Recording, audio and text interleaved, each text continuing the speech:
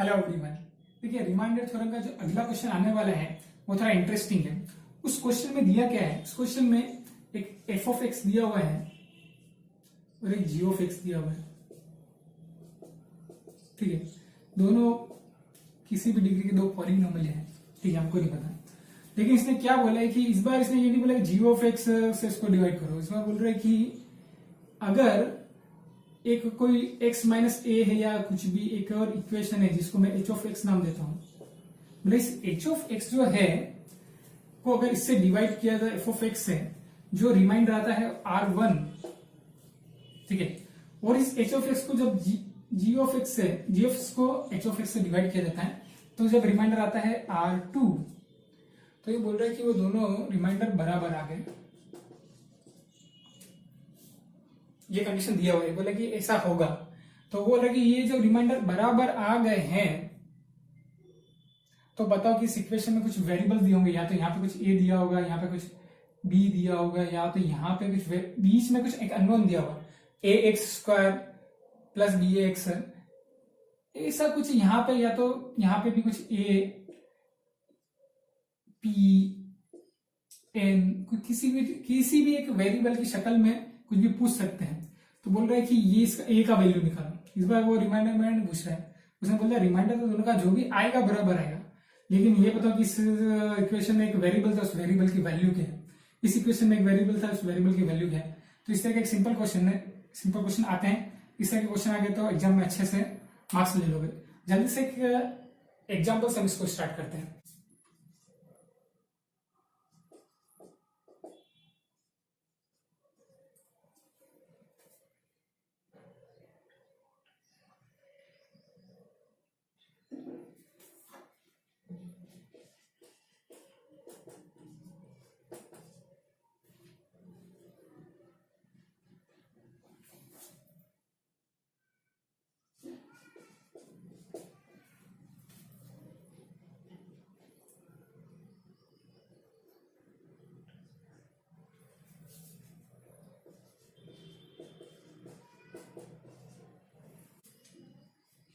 देखिए क्वेश्चन क्या बोल रहा है।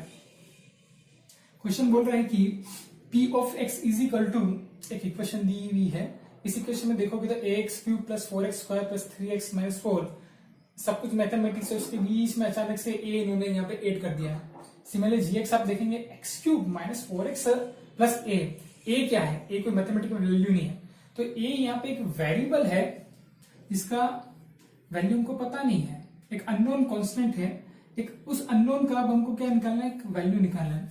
उसके लिए इसने क्या बोला है, इसको अगर हम डिवाइड करते हैं, किससे डिवाइड करते हैं, x माइनस 3, एक और इक्वेशन लेते हैं। इस p ऑफ x को जब h ऑफ x से डिवाइड किया जाता है तो बोल रहे कि जो आपका रिमाइंडर आएगा, और g ऑफ x को इस h ऑफ x से जब डिवाइड किया जाएगा तो आपका जो रिमाइंडर आएगा, तो बोला ये दोनों क्या होंगे, बराबर होंगे। तो क्वेश्चन बोला कि फाइंड आउट क्या, वैल्यू ऑफ a। बिल्कुल यही देखा था ना हमने पहले। क्या करेंगे, ठीक है, अगर पहली बात है कि अगर इसको p ऑफ x को h ऑफ x से डिवाइड करेंगे तो करने के लिए क्या करना पड़ेगा, p3 करना पड़ेगा। x minus 3 is equal to 0, x is equal to 3 means p की वैल्यू 3 पे निकालनी पड़ेगी, वही तो मेरा R1 होगा। ठीक है, क्या होगा करके देख लेते हैं। a इंटू 3 का क्यूब प्लस 4 इंटू 3 का स्क्वायर प्लस 3 इंटू 3 माइनस 4। ठीक है, 3 का क्यूब होता है 27a प्लस 3 का स्क्वायर होता है 9 इंटू 4 होता है 36, 3 इंटू 3 होता है 9 माइनस 4। ये मेरा आ जाएगा 36 प्लस 9 होता है 45 माइनस 4 होता है कितना, 41। 27a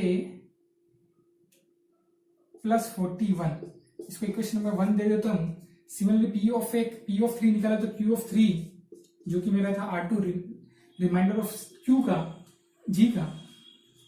अब यहां पे निकालने के लिए भी सेम तरीका है। इस g ऑफ x में हम क्या x की जगह क्या रिप्लेस कर देते हैं, प्लस का 3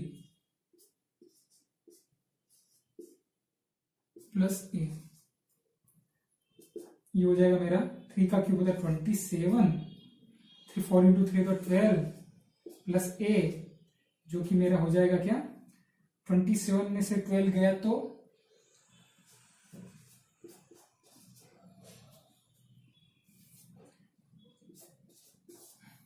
इक्वेशन नंबर 1 इक्वेशन नंबर 2, जो कि एक तरह से हमारे क्या R1 और R2 ही है, तो हमको क्या करना था, R1 इजिकल टू R2 करना था, मतलब हमको करना equation number 1 is equal to equation number 2 करना है ए की वैल्यू निकालने के लिए, तभी तो ए की वैल्यू निकालेंगे, क्योंकि कंडीशन ही ये थी कि दोनों इक्वेशन आएगी, दोनों का जो रिमाइंडर है सेम है, ठीक है। तो इसका रिमाइंडर क्या था, 27a plus 41 is equal to 15 plus A,